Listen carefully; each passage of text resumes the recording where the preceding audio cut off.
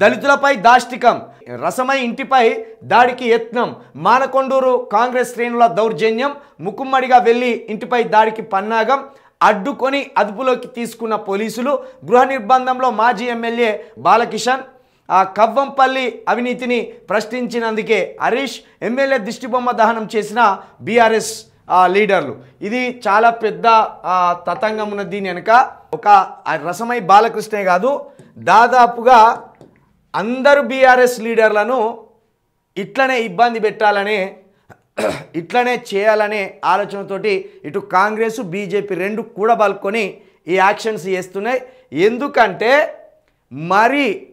మరీ సలహాలు సూచనలు ఇచ్చి రసమై బాలకృష్ణ ఇంటికి మనుషులను పంపించినట్టు అర్థమవుతున్నది. ఇది చాలా పెద్ద క్రిమినల్ కేసు కింద దీన్ని బుక్ చేయాలి. రేవంత్ రెడ్డి గారు స్వయంగా ఒక ఎమ్మెల్యేగా ఉన్నవాడే దాడి ఎట్లా చేయాలి, వ్యూహం ఎట్లా పన్నాలి, ఎక్కడ ఏం అడ్డుపడితే ఎట్లా దాటుకొని వెళ్ళాలి అని డైరెక్ట్ వాట్సాప్ గ్రూపులలో దీన్ని ఫార్వర్డ్ చేసిండు. ఇది చూసుకోవచ్చు. బెజ్జంకి ముచ్చట్లని ఒక వాట్సాప్ గ్రూప్ ఉంది. దాంట్లో ఇక కవ్వంపల్లి సత్యనారాయణ ఏం మెసేజ్ పెట్టిండు అనేది రేవంత్ రెడ్డి గారు మీరు స్వయంగా చూడండి. కాంగ్రెస్ పార్టీ నాయకులు కార్యకర్తలకు అత్యవసర ప్రకటన. ఇదాట అత్యవసర ప్రకటన అట. బాలకిషన్ ఇంటి మీద దాడి చేయడం అనేది అత్యవసర ప్రకటన. పోలీసులు రేణికుంట, గుండ్లపల్లి టోల్ ప్లాజా వద్ద చెక్ పోస్టులు ఏర్పాటు చేసినట్లు సమాచారం. ఎటువంటి ఆటంకాలు వచ్చినా మన గమ్యానికి చేరుకోవాల్సిన మార్గాలు మనకు ఉన్నాయి. బెజ్జంకికి వెళ్ళడానికి 3 ప్రత్యామ్నాయ మార్గాలు ఉన్నాయి. రేణికుంట నుంచి కుడివైపు తిరిగి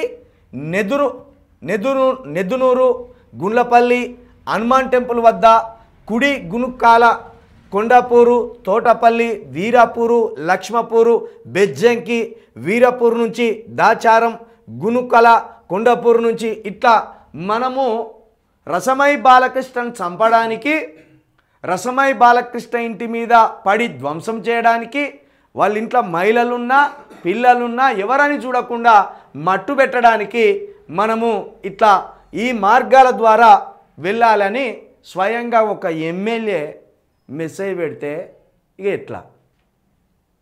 నువ్వు అనుకున్నది జరుగుతున్నది రేవంత్ రెడ్డి గారు. పేగులు మెడలేసుకుంటా అన్నావు కదా, ఇగో ఇవి పేగులు మెడలేసుకునే ఆలోచనలే.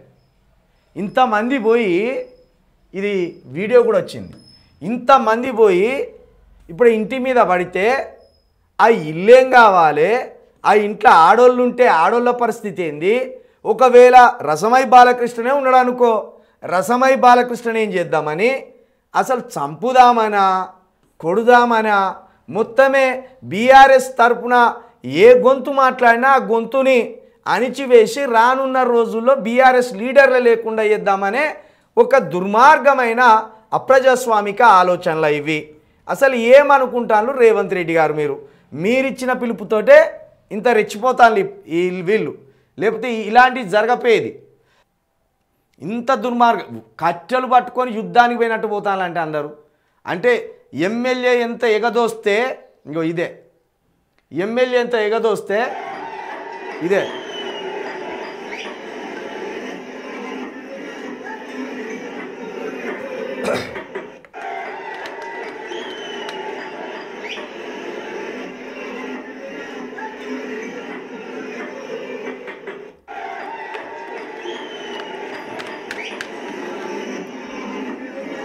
శాంతి భద్రతలు పూర్తిగా తెలంగాణలో అదుపు తప్పినాయి. అది పాడి కౌశిక్ రెడ్డి ఇంటి మీద ఒక ఎమ్మెల్యే దాడి చేసిండు. అరికపూడి గాంధీ కాంగ్రెస్ ప్రభుత్వం వచ్చిన 3 నెలల్లోనే పాడి కౌశిక్ రెడ్డి అనే ఎమ్మెల్యే ఇంటి మీద అత్యంత కిరాతకంగా ఆయనను చంపాలని దాడి చేసిండు.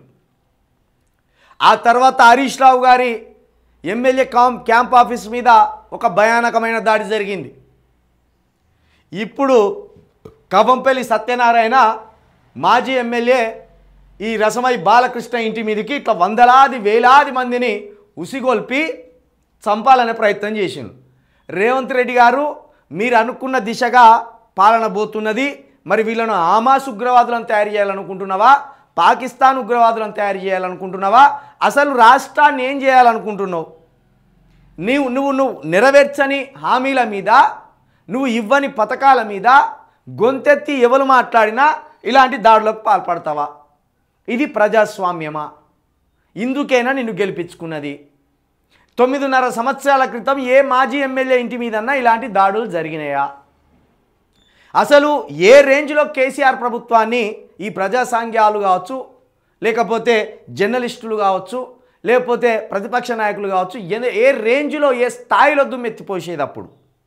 అయినా కూడా ఇలాంటి ఘటనలు గతంలో ఎక్కడైనా జరిగినాయా? కాబట్టి రేవంత్ రెడ్డి గారి భాష వల్లనే, రేవంత్ రెడ్డి గారి తీరు వల్లనే, ఆయన రెచ్చగొట్టే మాటల వల్లనే ఇప్పుడు కవ్వంపల్లి సత్యనారాయణ లాంటి ఎమ్మెల్యేలు ఇట్లా తమకు ప్రత్యర్థులుగా భావించే వాళ్ళ మీద, తమకు పోటీగా భావించే వాళ్ళ మీద ఇట్లా దాడులకు తెగబడి రానున్న రోజుల్లో వాళ్ళకు పోటీ లేకుండా వాళ్ళను అంతమొందించాలనే ఒక ఆలోచనలో కూడా ఉన్నారు. ఈయన కవ్వంపల్లి సత్యనారాయణ ఇగో మొత్తానికి ఒక మాజీ ఎమ్మెల్యేనే మర్డర్ చేయాలనే ఆలోచనకు వచ్చిండు. ఇక మరి దీన్ని బట్టి తెలంగాణ ప్రజలు అర్థం చేసుకోవాలి, తెలంగాణలో ఎలాంటి పాలన జరుగుతున్నది. రేవంత్ రెడ్డి గారు తన ఎమ్మెల్యేలనే రౌడీలుగా మార్చి, కార్యకర్తలనే రౌడీలుగా మార్చి సామాన్యులను చంపాలని చూస్తున్నారు, మాజీ ఎమ్మెల్యేలను చంపాలని చూస్తున్నారు, ఆఖరికి మాజీ ముఖ్యమంత్రి గారిని కూడా చంపాలని చూస్తున్నారు. వార్త ఉన్నది, అద్భుతమైన వార్త ఉన్నది. నిన్న సేమ్ ఇక్కడేమో వందలాది మందిని కట్టెలు కర్రలు ఇచ్చి పంపితే, ఇంకో దగ్గర కేసీఆర్ గారి దగ్గర డైరెక్టు బీజేపీ కాంగ్రెస్ రెండు ఒక్కటై ఆయన ఫామ్ హౌస్ మీదకి పోయే ప్రయత్నం చేసినాయి, ఆయన ఎమ్మెల్యే క్యాంప్ ఆఫీస్ మీదకి పోయి కూడా దాడి చేసే ప్రయత్నాలు కూడా జరిగినాయి.